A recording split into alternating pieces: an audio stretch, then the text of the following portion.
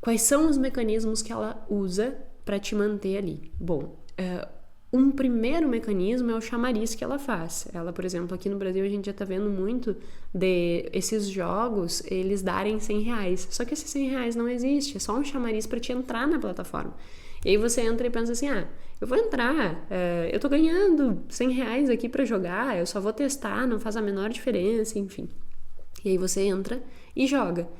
E aí, estrategicamente, num primeiro momento, o que os jogos fazem? Eles fazem com que você ganhe, porque você tem que entender que, diferente da roleta que eu dei o exemplo, que tem ali uma probabilidade que a gente consegue calcular e que é um item mecânico, né? Porque tu consegue jogar e não tem uma manipulação, ou não deveria ter uma manipulação por trás daquilo ali, é um negócio mecânico. Quando nós vamos para esses joguinhos de celular, seja ele tigrinho ou as apostas, as bets, né? Que a gente já tá conhecendo bastante, pode haver muita manipulação, principalmente com os jogos de apostas, esses tigrinho e essas coisas, que daqui a pouco tem um outro que eu nem sei o nome, que vai subindo um foguetinho, assim, e daí tu precisa te manter ali, quanto mais o foguetinho subir e não estourar, tu ganha mais.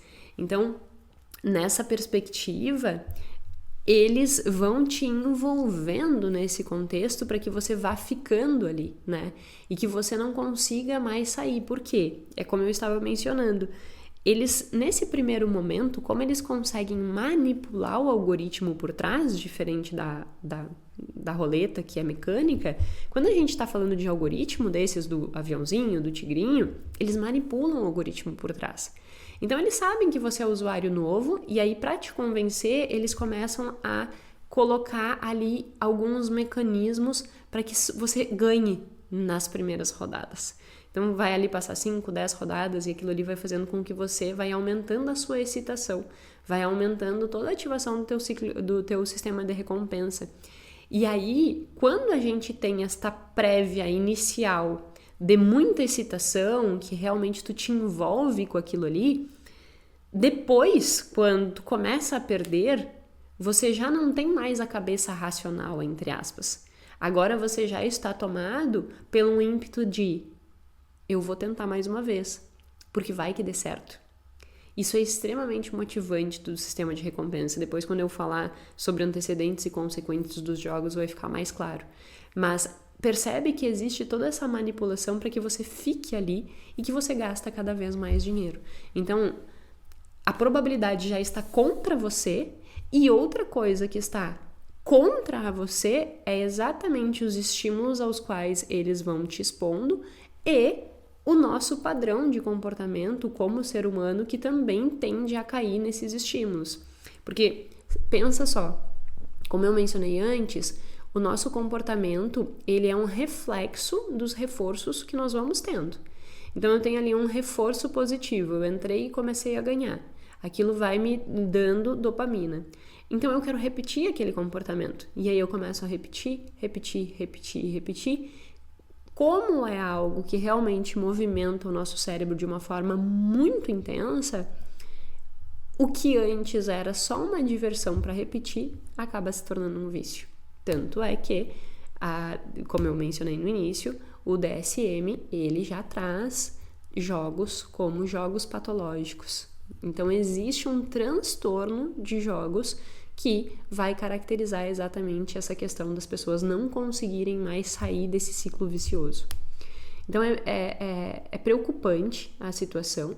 E o que isso também nos ensina a respeito de outros tipos de padrões de comportamentos completamente disfuncionais. Você precisa entender que nós somos sensíveis ao resultado do nosso comportamento. Se eu entrei num jogo desses e comecei a ganhar no início, aquilo ali manipulou meu comportamento pro resto todo. A mesma coisa acontece com o consumo. Se eu começo a comprar para regular uma emoção, para tapar um vazio, para aumentar minha autoestima, para ter status e tudo isso, a compra, ela acaba assumindo uma função na sua vida. E aquela função te gera um resultado.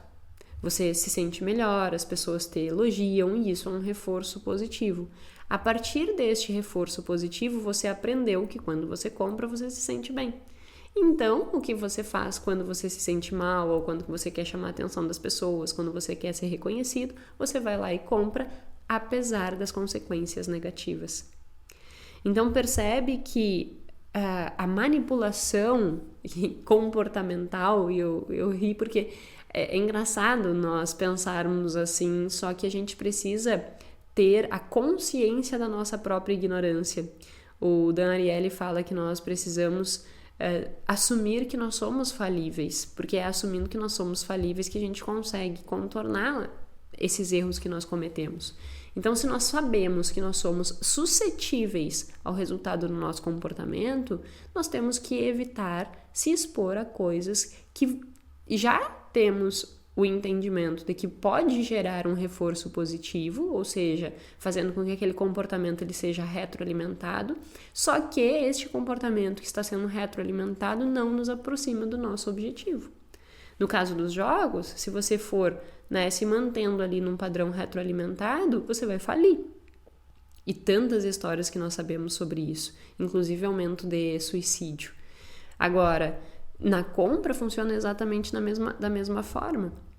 Se você já sabe que você tem um risco, de acabar apresentando um comportamento disfuncional, você tem que ter cuidado e tentar ser mais utilitarista, ser mais racional, compreendendo o que realmente é necessário, o que é desejo, o que faz sentido naquele teu contexto de vida, tomando decisões mais conscientes para que as decisões elas não estejam completamente no piloto automático do nosso comportamento quase animal. Percebe? Então, é jogo? Sim, mas no restante também funciona assim. E se nós tivermos essa compreensão, as coisas ficam mais simples para que a gente consiga se proteger.